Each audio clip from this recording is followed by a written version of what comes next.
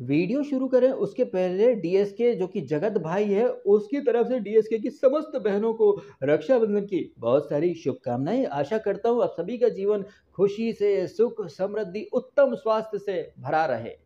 Hello दोस्तों, नमस्कार दोस्तों, कैसे हैं आप दोस्तों? दोस्तों, आपको ऑलरेडी पता ही होगा कि खतरों के खिलाड़ी सीज़न 14 से अदिति जो है उसका एलिमिनेशन हो चुका है दोस्तों। अदिति के इस एलिमिनेशन के लिए क्या हम मोदी को ब्लेम कर सकते हैं दोस्तों? अब आप पूछेंगे डीएसके पगला गए हो क्या दोस्तों? तो नहीं दोस्तों, हम पगलाए नहीं हैं, लेकिन कुछ अत्यधिक बुद्धिजीवी, नॉलेजेबल, फैक्ट पर बात करने वाले सो कॉल्ड एजुकेटेड लोगों के अकॉर्डिंग अगर देश में कुछ भी होता है, चींटी भी मरती है, तो मोदी मस्ट रिजाइन बिकॉज़ सारी गलती मोदी की है।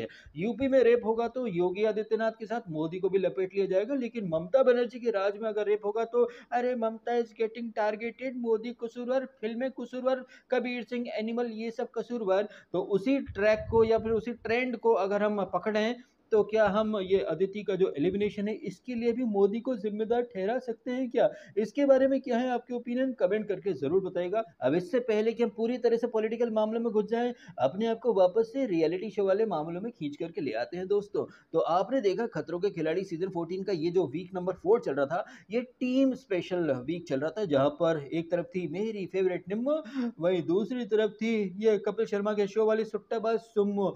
सुम्मो वर्सेस निम्मो, क्या टीम बनाई थी रोहित शेट्टी ने। अब चूंकि रोहित शेट्टी एक जबरदस्त फिल्म मेकर है तो उन्हें स्क्रिप्ट की भी अच्छी खासी मालूमात है, और जो कल रात का एपिसोड था और एक दिन पहले का एपिसोड था, उसमें आपने भर भर के देख लिया कि भाई साहब एक नामी डायरेक्टर कैसे स्क्रिप्ट को इम्प्लीमेंट करता है। ये तो आपको मैंने पिछले वीक ही बोल दिया था जब जग्गू दादा का छोटा पौधा का एलिमिनेशन हुआ था। तो मैंने कहा भी था कि भाई जग्गू दादा का छोटा पौधा और बॉडम महिला ये दोनों वापस आएंगे, और कल रात के एपिसोड में आपने देख लिया कि इन दोनों का पुनर्आगमन हो जाता है। और इनके पुनर्आगमन को रोहित शेट्टी कितनी बार जस्टिफाई कर रहे थे, हाँ कृष्णा तूने बहुत अच्छा किया, बॉडम महिला तूने बड़ा अच्छा करा, तुम लोगों की जो री एंट्री ना जस्टिफाइड है, हक से, हक से।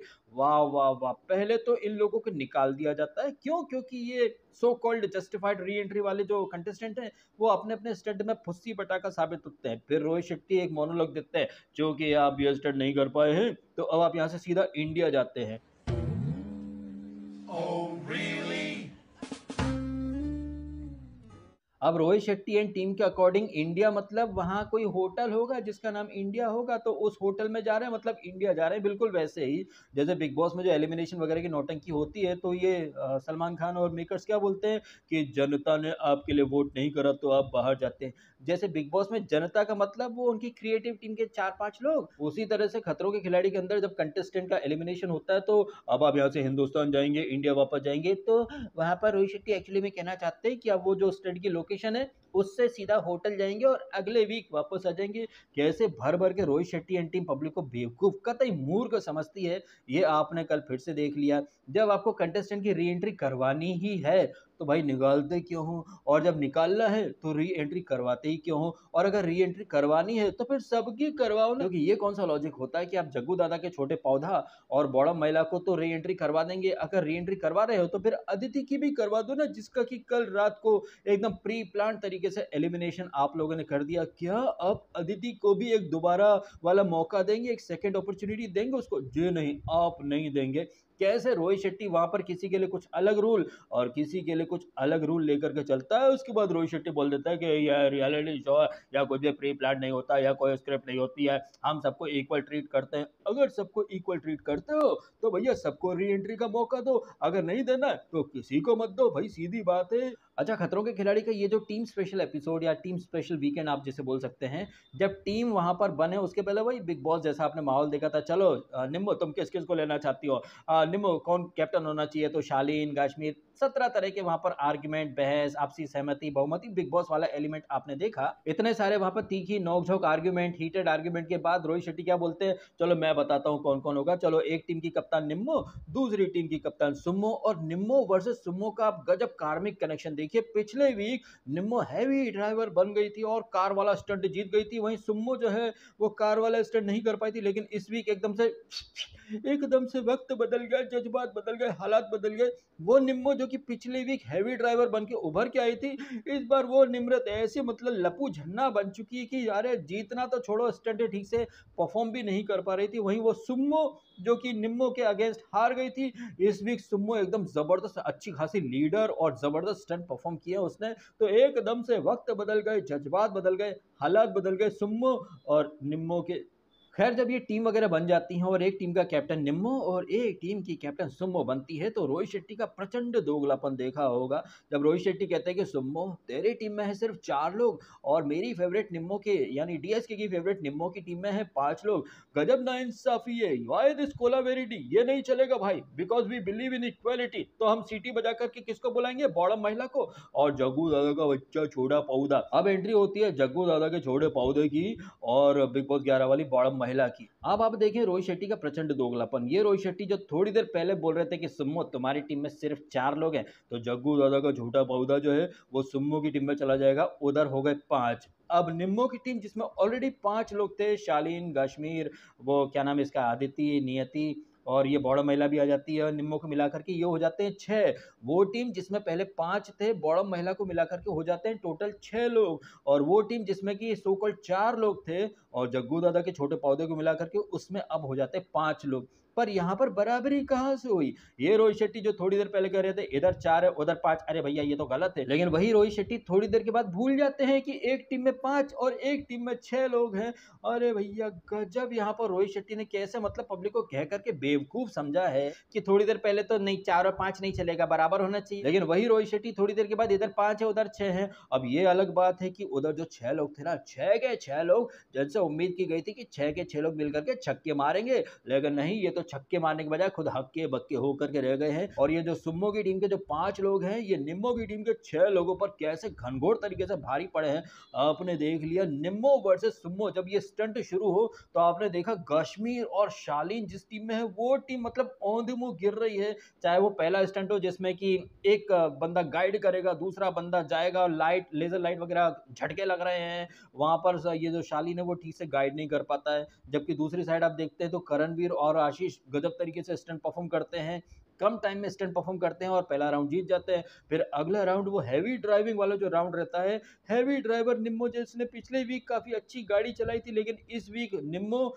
और इस सीजन का जो सुपरस्टार है कश्मीर, ये बुरी तरह से फ्लॉप हो जाते हैं। ये दोनों कोशिश बहुत अच्छी करते हैं लेकिन 2 फ्लैग गिर जाते हैं या फिर ये ले नहीं पाते हैं। जबकि जो दूसरी टीम थी कृष्णा और अभिषेक, वो क्या दमदार तरीके से स्टंट परफॉर्म करते हैं, तो दूसरा राउंड भी मेरी फेवरेट निम्मो हार जाती है। फिर जो तीसरा वाला जो स्टंट होता है धक्कम धुक्की वाला, जहां पर चोमू कुमार, क्यों चोमू कुमार है, कल फिर से स्टैब्लिश हो गया। मतलब जो बिग बॉस के जो कंटेस्टेंट होते हैं ना, वो लूप होल ढूंढने की कोशिश करते हैं। और जो धक्कम धुक्की वाला जो स्टंट था यार, वहां पर मेरी फेवरेट निम्मो ने बता दिया कि उसमें कितनी अकल है, ना कोई स्ट्रेटेजी है ना कोई प्लानिंग है। वहीं दूसरी तरफ चोमू कुमार लूप होल ढूंढने की कोशिश कर रहा था, जिसे वार्निंग देने के बाद रोहित शेट्टी बोलते थे भैया तू जंप मार ले। वो कुछ 2 स्टैंड जैसे जो थे उसके बीच में उसने खुद को फंसा रखा था, सो दैट उधर से पुशम पुशी हो तो ये गिर ना पाए। वहीं निम्मो, भाई निम्मो मतलब क्या लीडर बनेगी निम्मो। अरे लीडर पंती तो छोड़ो, उससे तो स्टंट भी नहीं हो पा रहे थे, फिर बोलती नहीं वो बड़ा महिला मानती में कैसे जाती। अपनी भर भर के बेइज्जती करवाई है निम्मो ने। हालांकि सैटरडे के एपिसोड में जो आखिरी वाला स्टंट था, वो जो पानी के ऊपर एक दूसरे को पुश करना था, वहां पर क्या आपको भी लगा कि शालीन ने अंडर परफॉर्म करा था? और कश्मीर तो भाई गच्चा खा गया था, बोलता सर वो बैलेंस बिगड़ गया। उसके बाद तो महज फॉर्मेलिटीज ही बाकी थी। और जब शालीन और कश्मीर जैसे धुरंधर गिर चुके हैं, तो फिर तो निम्मो की टीम से उम्मीद करना बेमानी था, क्योंकि उधर आशीष और करणवीर जो थे वो एंड तक दम दिखा रहे थे। हालांकि वो जो आखिरी वाला स्टंट था उसमें बॉडम महिला ने अच्छी खासी फाइट देने की कोशिश करी है, बट ये फाइट मतलब कुछ खास रंग जमा नहीं पाती है और निम्मो की टीम जो रहती है उसका खाता नहीं खुल पाता। वहीं सुम्मो की जो टीम है वो 30 पॉइंट से लीड करती है। वो निम्मो की टीम जो कि एक दिन पहले एक भी स्टंट नहीं जीत पाई थी, कल रात के एपिसोड में जो पहला स्टंट होता है जिसमें कि कश्मीर और नियति, आई थिंक नियति नाम है ना, वो कश्मीर उल्टा लटका केबल पर, उसने इसके बाहें पकड़ रखी नियति की, नियति को लटका कर लेकर जाना है, फ्लैग निकालना है, ये वाला जो स्टंट है इसमें निम्मो की टीम जीत जाती है और ये वाले स्टंट में डायरेक्ट 20 पॉइंट मिलते हैं। तो कश्मीर और नियति यहाँ पर बाजी मार जाते हैं और एक दिन पहले हर स्टंट को जीतने वाले करणवीर और आशीष यहाँ पर गच्चा खा जाते हैं। यहाँ पर करणवीर और आशीष थोड़ा सा ओवर कॉन्फिडेंट में आ गए थे कि भाई हम तो हर स्टंट जीत ही रहे हैं, या फिर क्या पता उन्हें एक अंदर खाने से इनपुट मिला हो कि भाई साहब अगर मुकाबला एक तरफा हो जाएगा तो ऑडियंस को इंटरेस्ट नहीं आएगा ना, तो आप लोग अंडर परफॉर्म कर दो, बिल्कुल शालीन की तरह, जैसे शालीन हर दूसरे स्टंट में अंडर परफॉर्म करता है। तो मुझे ऐसा लगा कि करणवीर और आशीष ये स्टंट जानबूझ करके हारे हैं और वो मुकाबला जो कि टोटल एक तरफा होता दिख रहा था सडनली 30 वर्सेस 20 पर आ जाता है। खैर इसके बाद हम देखते हैं पानी वाला स्टंट। पानी वाला जो स्टंट था जिसमें कि वो चोमू कुमार जो है वो आपको याद है एक दो सीजन पहले पॉटिक सहजपाल, वो बिग बॉस ओटीटी वाला, फिर बिग बॉस 15 में मैं आंधी मैं बर्बादी पूरी तबाही फाड़ दूंगा गाली कैसे दी फाड़ दूंगा। वो पॉटिक जो कि बिग बॉस में एकदम बवाल करता था। आपने देखा था कि खतरों के खिलाड़ी में जब वो आया था तो एकदम एकदम हर एपिसोड में हक के जाता था, फुस्सी पटाखा था। और कल रात के एपिसोड में चोमू कुमार, स्पेशली वो जो पानी वाला स्टंट था, चोमू कुमार की हरकतें बिल्कुल पॉटिक सहजपाल जैसी हरकतें थी। चोमू कुमार को हम चोमू कुमार क्यों बोलते हैं कल फिर से पता चल गया। पहले बोलता है कि नहीं मैं तो पानी वाला स्टंट करूंगा, हालांकि स्विमिंग आती नहीं है। ये चोमू कुमार जो कि बिग बॉस 17 में हर किसी से पंगे लिया करता था, छाती पर चढ़कर आया करता था, लेकिन जैसे वहाँ खतरों के खिलाड़ी आई थिंक कौन सा था सीजन 13, वहाँ पॉटिक सहजपाल पानी वाले स्टंट में सर मैं नहीं आ सकता, फट रही है सर मैं नहीं आ सकता, उसी तरह चोमू कुमार सर मैं नहीं आ सकता, मैंने आ रहा सर डर लग रहा है डूब जाएगा नहीं, जैसे तैसे उसे लाया जाता पानी में तो भाई छपल मैं डूब जाऊंगा। कल रात के एपिसोड में जिस तरह से चोमू कुमार ने पानी वाले स्टंट में गिव अप किया है, हगा है, वो तंबोली और पॉटिक सहजपाल की कैटेगरी में शामिल हो चुका है। हाथ पैर में दम नहीं, ये किसी से कम नहीं। कौन? तंबोली, एक्टर ही नहीं है वो, आंधी की बर्बादी तो भाई हम ब्रह्मास्मि वाला। और ये चोमू कुमार तू कौन है देख लूंगा, तू कौन है, तू है कौन हाँ हाथ लगा के दिखा, फाड़ दूंगा चीर दूंगा। अबे स्टंट में फाड़ो, स्टंट में चीर के दिखाओ तो हमें मजा भी आए। एनीवे इस वाले स्टंट में जग्गू दादा का छोटा पौधा वो बढ़िया तरीके से एकदम वाटर बेबी के अंदाज में परफॉर्म करता है। वहीं नियति और निम्मो वो स्टंट, अरे स्टंट थोड़ी होता है भाई, हम तो पानी में छई छपा छई जलपरी खेलेंगे।